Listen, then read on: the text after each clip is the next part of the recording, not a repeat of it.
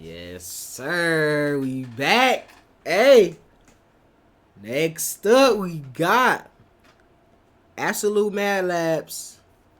Absolute Mad Labs, bro. We ain't seen Absolute Mad Labs in the video in a minute. This is a new one. You feel me? This is a new one that just came out August 30th. So about 11 days ago, something like that. But yeah, the Battle of the Athens, 48-minute video. Y'all sit back, get some popcorn, get your friends, do your homework, do everything you need to do. This is an hour-long video. So hey, let's see what it is. If there is one recurring theme that keeps popping up in the Mad Lads that we talk about, it's desperation and the lengths that people will. If there is one recurring theme that keeps popping up in the Mad Lads that we talk about, it's desperation and the lengths that people will go to if they are pushed hard enough. Whether it be Don Alejo protecting his land, Gary Plauché getting justice for his son, or either of the two killdozers doing a bit of landscaping for their tormentors. Another theme is the Mad Lad is often fighting back against an authority, and when you combine both of these themes, well, things can get a little bit crazy. Today's video is about a group of Mad Lads, a group whose fight for freedom overseas inspired them to take back some of their own freedoms once they got back home, by any means necessary. The McMinn County War, better known as the Battle of Athens.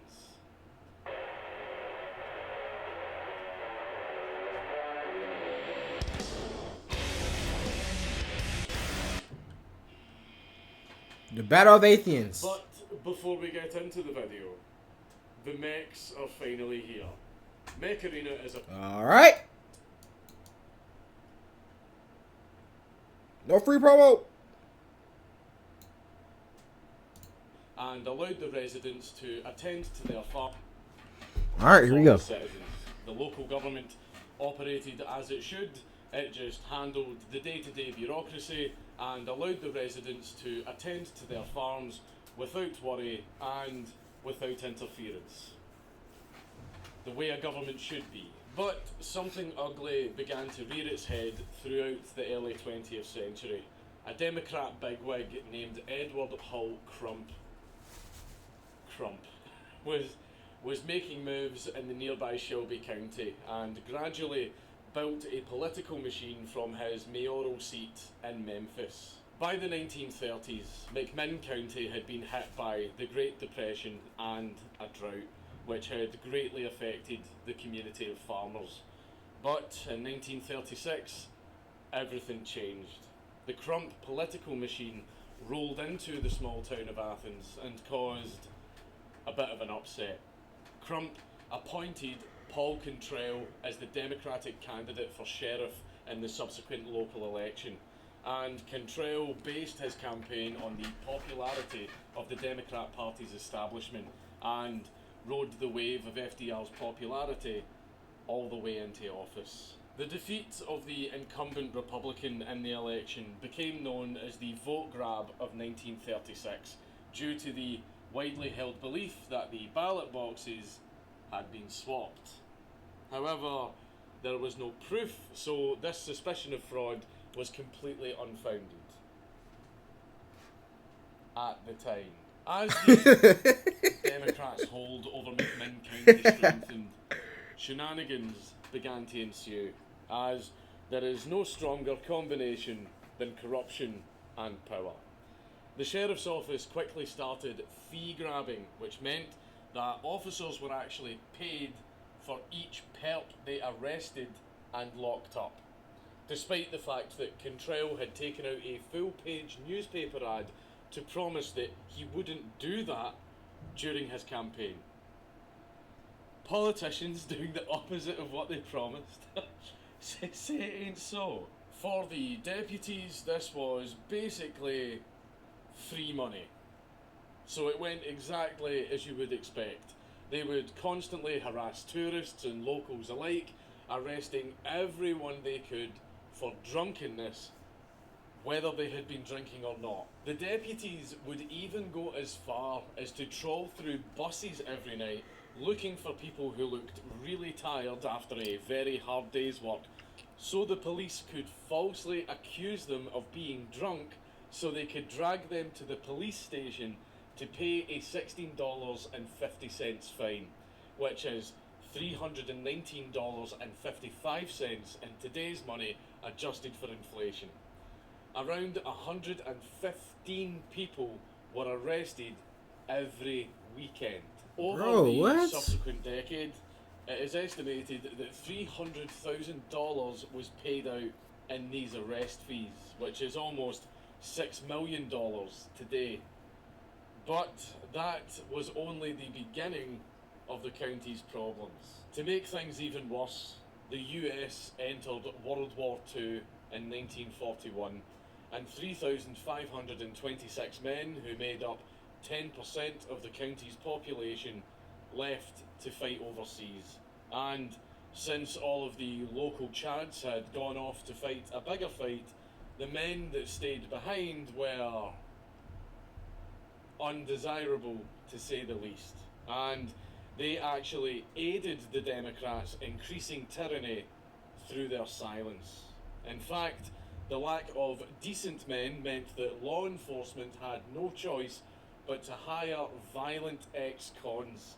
So basically the criminal justice system became a criminal justice system that absolutely ravaged the town of Athens. Now, I know what you're thinking, why didn't the people of Athens just vote the Democrats out if their policies were so bad? Well, Sheriff Cantrell thought that too. So he was ready whenever an election rolled around.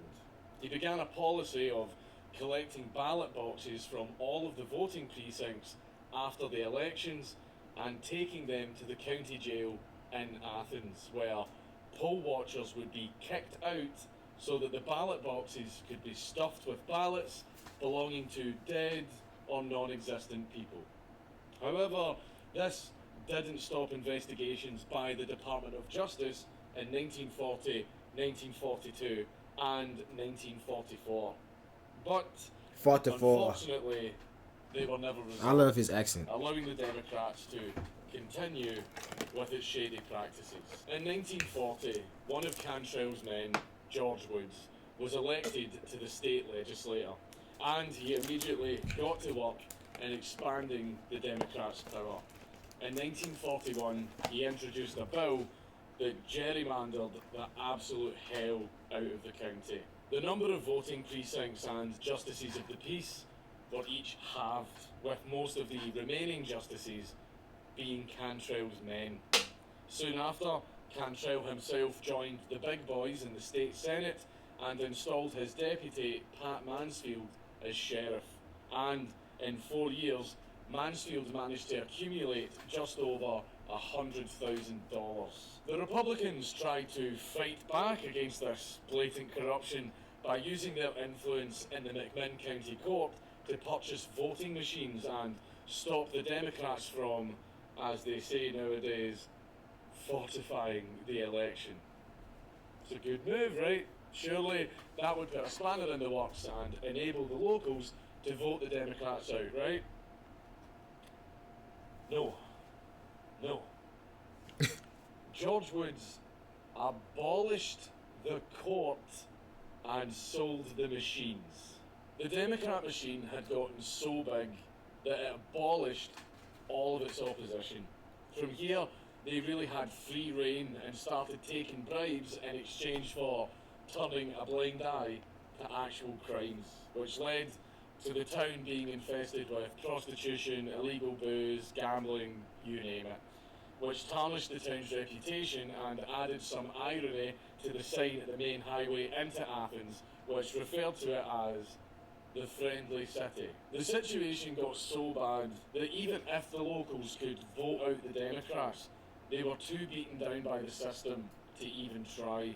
The people of McMinn County, especially the women, were afraid of being pushed around by armed guards and decided to stay at home on polling day instead of putting up with the intimidation, especially since the Democrats used transparent boxes to make sure that the people were voting right.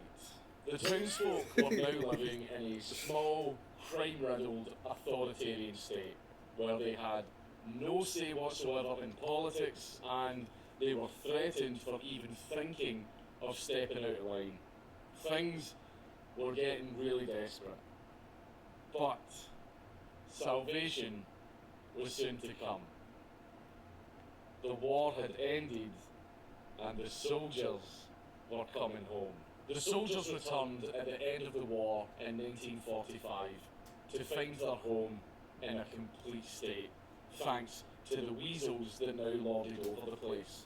The economy had stagnated, local services such as schools had deteriorated, and the town had been overrun with all kinds of villainy. Athens was reduced to a shell of its former self. Yes, they were understandably pretty angry to see that their home had been turned into a corrupt shit pile, especially when the Democrats quickly turned on them. The soldiers were barely off the bus home before they were harassed by the deputies in the same way as the rest of the county. And the soldiers were furious when the Democrats robbed them of their mustering out pay. Something clearly needed to be done, and the Republicans were no help whatsoever at this point. The soldiers quickly realised that if the Democrats were going to be ousted, they were going to have to do it themselves. The soldiers began to meet in secret, and on the 9th of May 1946, they announced a non-partisan ticket to rival the Democrat machine in the election on the 1st of August. Over 300 soldiers answered the call to clean up the community with the aid of Big Jim Buttram as campaign manager. Big Jim Buttram. Right, I was thinking about that. Cellmate that no one wants. They managed to raise over $8,000 from uncorrupted business owners, and they captured the hearts and minds of the county from their campaign headquarters in Athens, which wasn't exactly hard considering the people they were up against were hated by almost everyone. The soldiers fielded candidates for 5 offices, the most important being Knox Henry, who was facing off against Paul Cantrell himself because he had returned to run for his old job of sheriff. But obviously this town ain't big enough for the two of them, and the fight for the star-shaped badge was contentious to say the least. At the end of July, the soldiers petitioned the FBI to send in election monitors, and they were completely ignored. But there was one allegation of fraud that the authorities took very seriously. Cantrell had the audacity to accuse the soldiers of printing sample ballots to stuff the boxes with. Just the absolute fucking cheek. In response, the soldiers offered a $1,000 reward for proof of any kind of corruption on their part. And that reward was probably the only money that the Democrats didn't take from the town. 2 days before the election, the soldiers and the Democrats ran ads in the local paper. The soldiers' ad basically summarised their platform and encouraged the community to believe in them and clean up the county. The Democrats' ad was just a salty response that tried to smear the soldiers. On the 1st of August 1946, election day had arrived and the townsfolk went to the polls. At 9 a.m, the soldiers sent a message over the radio saying, "Go to your precincts, vote, and stay around all day to hear who wins." This is not old Germany. Hitler is not telling you how to vote. Don't be bothered by any scare campaign that Cantrell's henchmen may try. You will be safe at the polls and your vote will be counted as cast.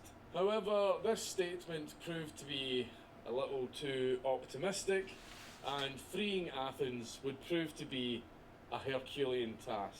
More than 200 deputies were drafted in to intimidate voters and keep the soldiers from doing their job, keeping the voting precincts under armed guard.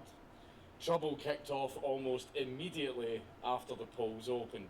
At 9:30 a.m, a soldier representative was arrested for protesting irregularities at the 1st Precinct's courthouse, despite being legally entitled to be there.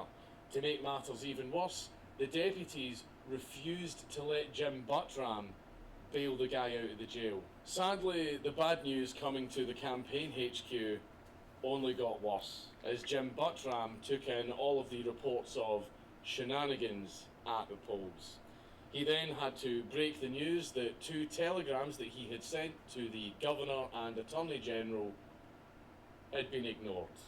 The soldiers were on their own.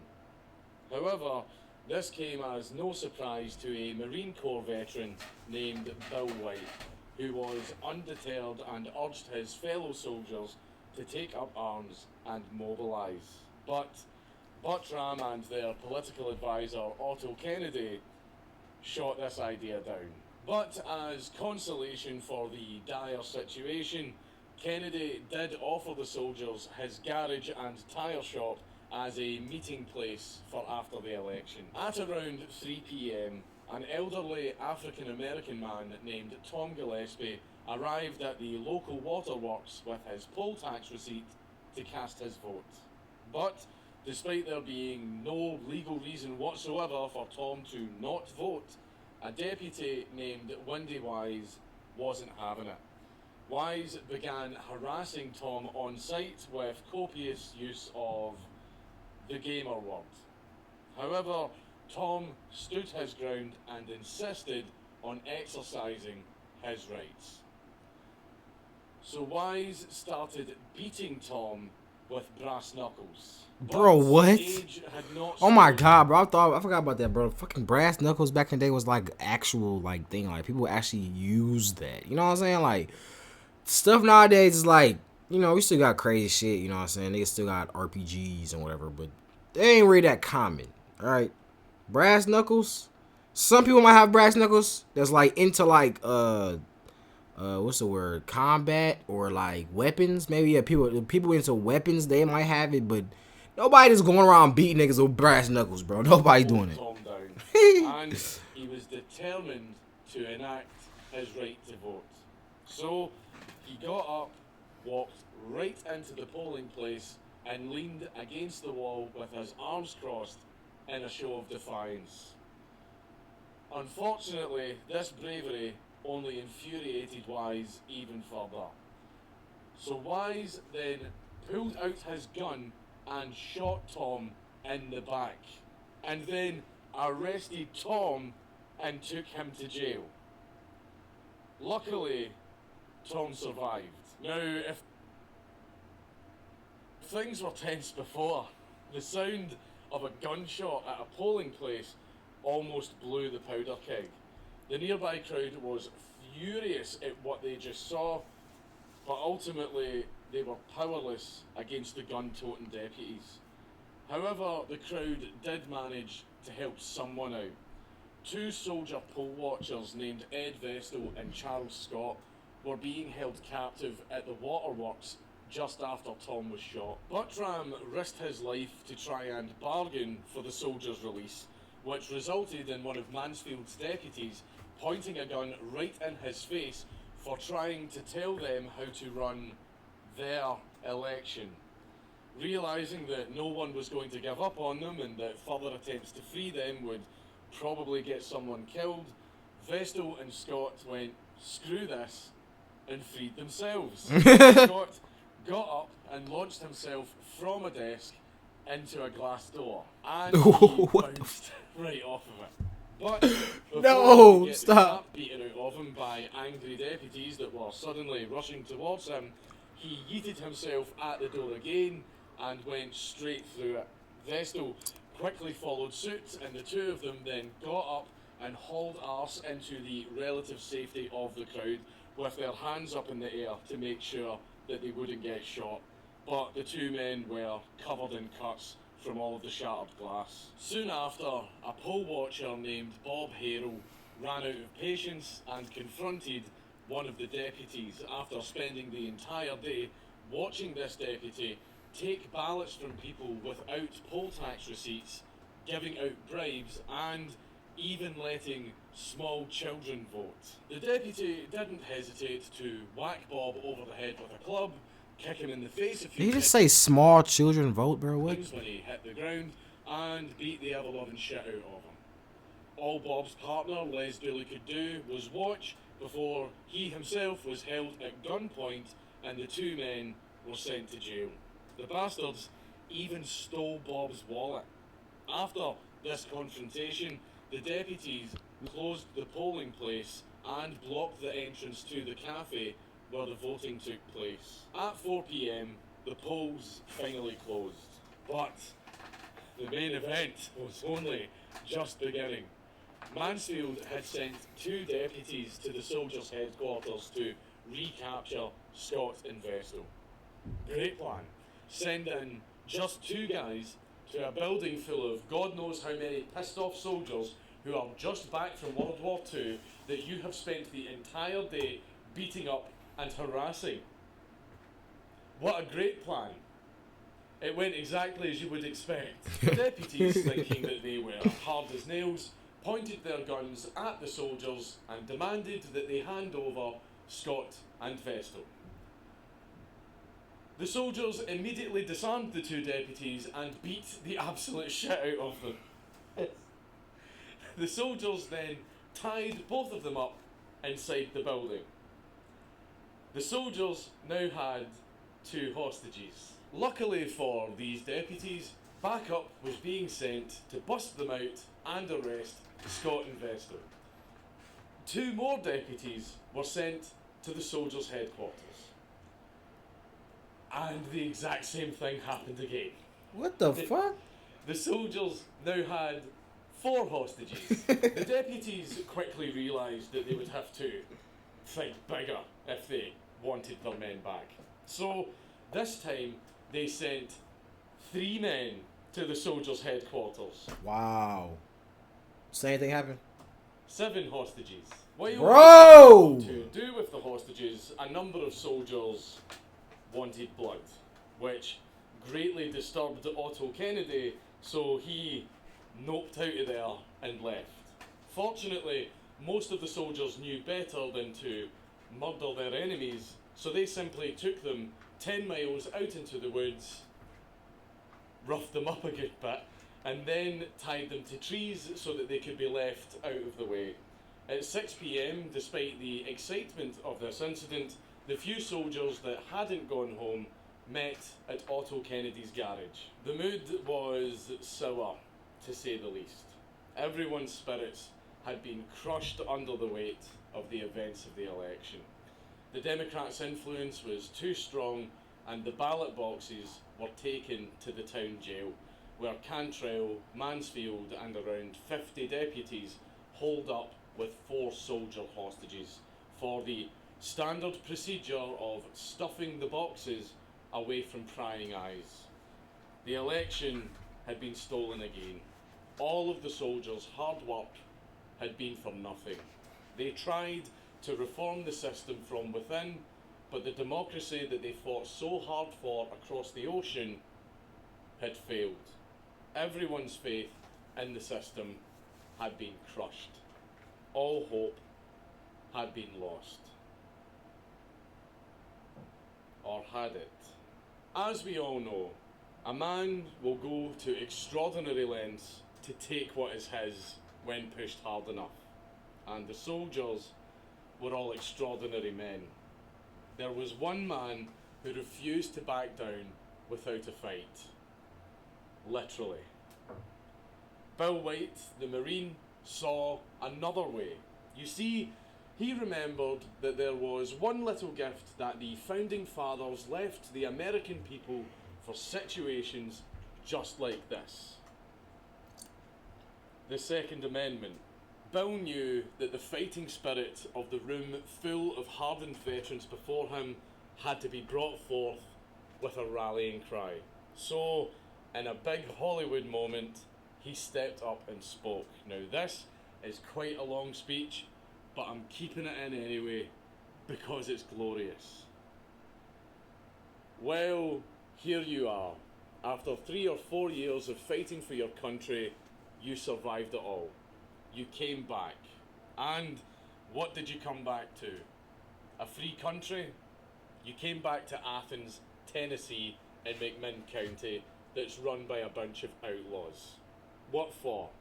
One purpose: to scare you so bad that you won't dare stand up for the rights you've been bleeding and dying for. Some of your mothers and some of your sisters are afraid to walk down the streets to the polling places. Lots of men too, because they know what happens. A car drives by in the night and shoots out your windows.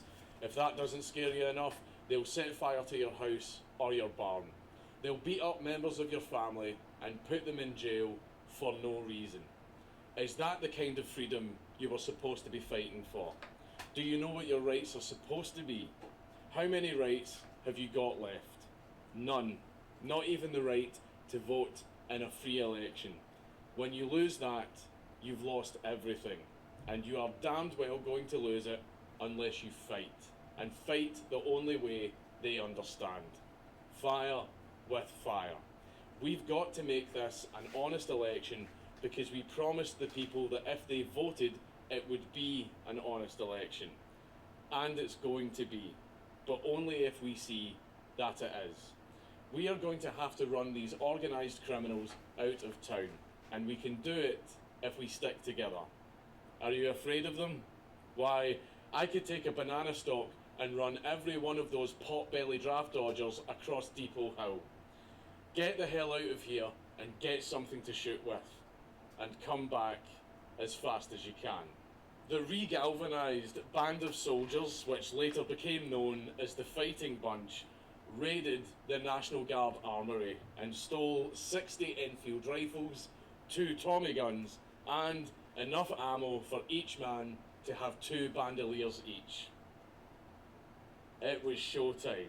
The Fighting Bunch converged on the jail at 7:30, but they weren't just going to form an orderly queue behind the red velvet rope and loiter around the town hall for a little while and maybe steal a podium until they get bored. Oh, no. These guys meant business, and there was a hell of a lot more at stake than some lefty shoes. The soldiers took up positions on the road across from the jail, but left the back door unguarded to give any wounded deputies a safe way out. They also put men on the second floor of a bank across the road from the jail to give themselves the ultimate advantage. One of the soldiers called out to the deputies holed up in the jail, "Bring those boxes out and there won't be any trouble." It was nice of the soldiers to give the deputies a chance to give up. It's just a shame that they were too stubborn, and replied with, "You're going to have to come and get them." Well, if you say so. Every attempt to liberate the town had failed. So the stage was set. At 9 p.m, both sides stood at opposite ends of the street, ready for the inevitable to play out. And as the saying goes, the tree of liberty must be replenished from time to time with the blood of patriots and tyrants. And it was time to do a little gardening. Bill got tired of this pointless arguing back and forth and pulled back the bolt on his rifle. Hearing the click, the deputies hauled arse into the jail just before the first shots were fired. The first volley shattered the jail's windows, and the civilians in the street began to panic and run for cover. The first injury of the night occurred when a 50-year-old woman fell and hit her head on the pavement. So, not too bad. But many other injuries on both sides soon followed, with deputies that didn't make it into the jail in time getting shot and crawling for shelter under cars or inside the jail itself. Others simply walked it off and took themselves to hospital with chests full of buckshot. Just a flesh wound. The street was ablaze with muzzle flashes as an orchestra of shotgun blasts, ricochets, and rifle cracks echoed across the town. You could even hear the gunshots in the background of the local radio broadcast. Bill shot out 2 lights near the jail to reduce the deputies' view of what they were aiming at. And also, an important thing to note, the deputies only had their standard issue pistols and a single Tommy gun. 1776 had commenced again, and America's rebellious spirit had reawoken in Athens. The locals were hyped. They were absolutely hyped. After the initial panic of the shootout had died down, the townsfolk found places where they could safely watch the gunfight while cheering on the soldiers and taunting the deputies. Boy, I do love a good boogaloo. In fact, everyone was having such a great time. It's that about a boogaloo. some of the What is that? spectators and the soldiers' wives Yo. were serving the soldiers refreshments while they were hunkered down behind overturned cars, as well as giving them words of encouragement as they handed them a nice cup of tea. Throughout the night, the two sides exchanged fire, although the attacks were very uncoordinated as the red brick jail was impenetrable to the small arms fire. But thanks to their position in the bank, it was easy enough for the soldiers to just light up the jail whenever anyone from the other side took a pot shot at them. At around midnight, a soldier named Cecil Smith ran out to a deputy who had spent 3 hours bleeding in front of the jail with a broken leg after having been shot while trying to make a break for it at the start of the battle. Cecil then carried out a transfusion using his own blood, which saved the deputy's life. Despite the beef that the two men had, Cecil didn't want anyone in his community to die. After all, it would make neighbourly barbecues pretty awkward. Eventually, the soldiers realised that the siege was becoming drawn out, and rumours of impending reinforcements had shaken their confidence, as they were essentially sitting Branch Davidians if the National Guard, state troopers, or even Polk County Sheriff showed up. It also didn't help that Mansfield kept threatening to kill the soldiers they had taken hostage if the soldiers didn't end the siege. Luckily, no soldiers in the jail were actually hurt. Well, they weren't hurt any more than they had already been at the time of their arrest. It was do or die.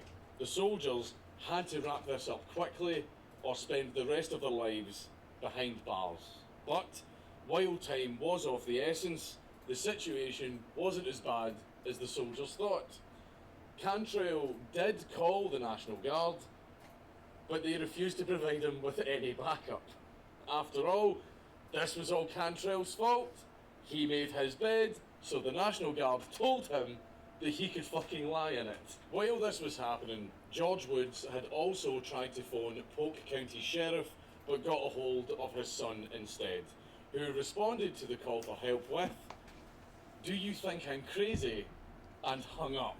To make matters even worse for the deputies, they were seriously low on ammunition by 1 AM, and the soldiers had also cut the telephone lines to the jail. As the battle raged into the night, the soldiers tried tossing Molotov cocktails at the jail, which had no real effect on the deputies' defences because car fuel can't melt red brick. With many of their weapons running out of ammo, the soldiers needed something a bit more substantial. They needed a bit more bang for their buck. So the soldiers went to the county barn and got some dynamite. However, before they could really start lighting up the jail, an ambulance pulled up at the front. The soldiers immediately ceased fire to allow what they thought was a medical evacuation. But instead of getting the wounded out of the jail, the ambulance was there so that Cantrell and Mansfield could escape. So not only were Cantrell and Mansfield abandoning their men in the middle of a fight that they started, but they were also doing it in a vehicle that the soldiers could not fire upon without maybe committing some kind of war crime. The dynamite arrived at around 2:30, and the soldiers were quick to offer an ultimatum, saying, and I quote, "Turn the soldiers loose in 15 minutes or we dynamite the jail." The deputies began to realise that they were screwed, and an ominous quiet fell over the area. One woman screamed, "Don't do it, I've got a boy in that jail." But the crowd went wild. They were absolutely loving it. They were cheering the soldiers on, telling them to blow up the jail. Bro, At stop. 2:38 a.m, a stick of dynamite was thrown under a police cruiser, which flipped it over. 3 more bundles were thrown in quick succession, 2 of which destroyed the jail's porch. And, for good measure, the soldiers also used the dynamite to blow up Mansfield's car. As Okay, expected, buddy. The explosions shook the deputies as hard as the city's windows and trees. And they finally surrendered at 3 a.m. After 6 hours of fighting, the ballot boxes were Bro, that's the thing, bro. secured. I could never be in a war, bro. Cause think about it, like you been in war, people be like, the wars be like, bro. Think about it, the wars be like years and years of war, bro. 6 hours. Can you imagine fighting somebody for shooting for 6 hours, bro? Athens Like what? was about to have its first legitimate Come on, vote bro. count in over a decade.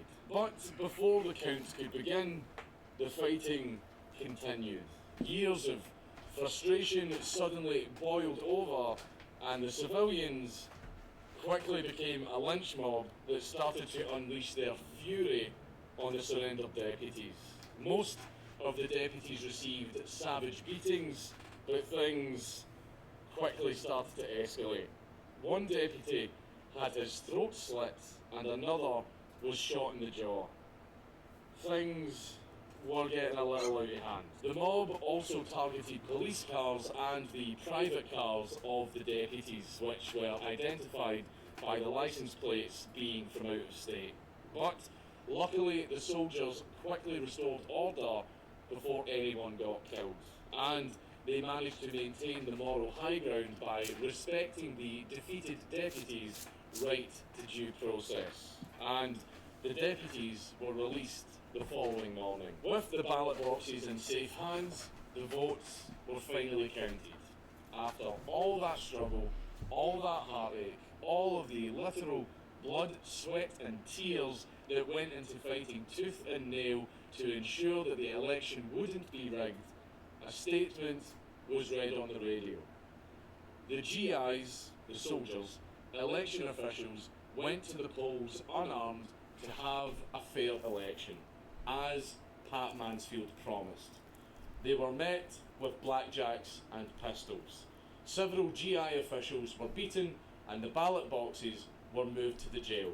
The GI supporters went to the jail to get these ballot boxes and were met by gunfire. The GI candidates had promised that the votes would be counted as cast. They had no choice but to meet fire with fire. In the precincts where the GI candidates were allowed watchers, they led by 3-1 majorities. The GIs are elected and will serve as your county officials.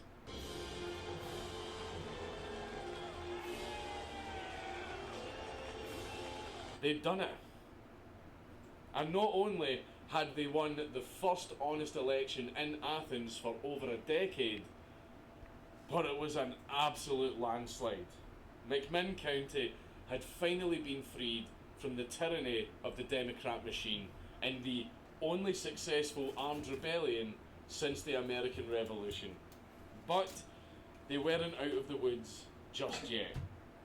Cantrell and Mansfield were still out there. Over 1,000 soldiers and civilians prepared for a retaliatory invasion by patrolling the streets for the next 3 nights and setting up machine guns at all of the entry points to the town. But luckily, the Democrats didn't come back, and no one suffered any legal repercussions from the battle, except for Windy Wise, who was sentenced to 3 years in jail for shooting Tom Gillespie in the back.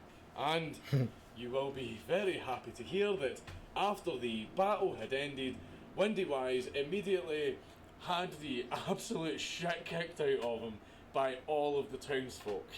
But at least he saw the error of his ways, and he was quoted as saying, "No hard feelings, I don't blame the boys for wanting to get a few licks in at me.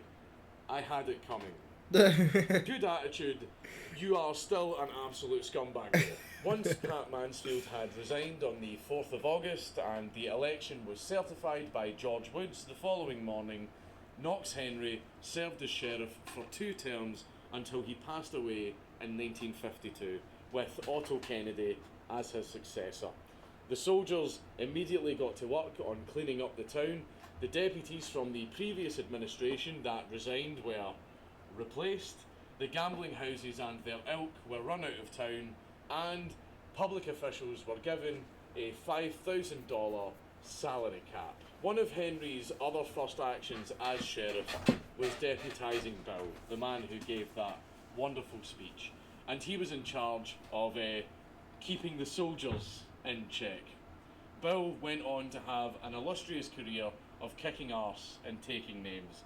When trying to repossess a doctor's car, Bill was actually shot at, and he also apprehended a serial burglar and also a murderer that had escaped from prison. One man that Bill had pulled over for drunk driving didn't want to be taken alive, but the hammer of his gun got caught in his trousers, so Bill arrested him instead of obliging him. Oh, and Bill also blew up a giant 70-gallon still with 8 sticks of dynamite, because why not? But what about Cantrell and Mansfield? Well, did they end up after their escape? Did the people of Athens ever get them back for the absolute hell they put them through for that 10 years? Well, Cantrell laid low for a while in Hamilton County before settling down in Etowah, another city in McMinn County, where he ran the town bank with his brothers, because of course the slimy bastard that swindled his community would become a banker. Mansfield actually returned to Athens, but surprisingly he managed to live the rest of his life in peace. He had a nice chat with Otto Kennedy to bury the hatchet, and there was no bad blood between them. Mansfield is quoted as saying, "I'm through with politics for good. It'll sure mess you up sometimes. I'm going back to railroading." Sadly, old party affiliations returned as time went on, and the soldier coalition fell apart, giving rise to the same kinds of cliques that they fought so hard to prevent. However, the soldier struggle wasn't in vain. The Battle of Athens inspired similar campaigns in other counties across Tennessee, although they were much less violent because the powers that be knew that the soldiers were not to be messed with, which led to the collapse of the E.H. Crump political machine and snowballed into the decline of other political machines all over the South. Despite having bravely put their lives on the line to fight corruption, the soldiers were lambasted in the press, which shouldn't be a surprise. The establishment hates being disrupted. The New York Times was particularly scathing, basically calling the soldiers a bunch of thugs that should have used the system to reform their community peacefully. Which they tried. They tried to do that, but the system was rigged to prevent them from doing that. They wouldn't have had to boogaloo if the system actually worked in the first place. Fortunately, with the power of hindsight and the full context of the situation becoming widespread, public opinion on the battle is much more positive now. The common term used to refer to this incident is based. Also, the Tennessee Historical Commission immortalised the Battle of Athens with a marker detailing the soldiers' deeds at the site of the battle. The soldiers are remembered in Athens as pillars of the community that were involved in not only politics, but their churches and various civic clubs. One local judge fondly said, and I quote, "They led positive and productive lives, and they left a legacy that their families can and should be very proud of. In short, they proved themselves to be the very kind of good citizens that deserve a fair and honest government to represent them," which is all they had ever asked for in the first place. Ultimately, the soldiers that fought in the Battle of Athens are not only inspirational figures for the way they exemplified the expression, "give me liberty or give me death," but also for their conduct leading up to, during and after the battle. They truly didn't want it to come to blows, and they went out of their way to make sure that no one died. All they wanted was the best for their community, and the lengths they were willing to go to protect the freedom of both their neighbours and the world can't be commended enough. If only modern politicians could follow their example. Thank you for your service. Hey man, y'all like, comment, subscribe. Comment show me yet to next, man. Follow me on Instagram, that's where I'm most active at. I'm gonna grind to 100K, man. I'm out.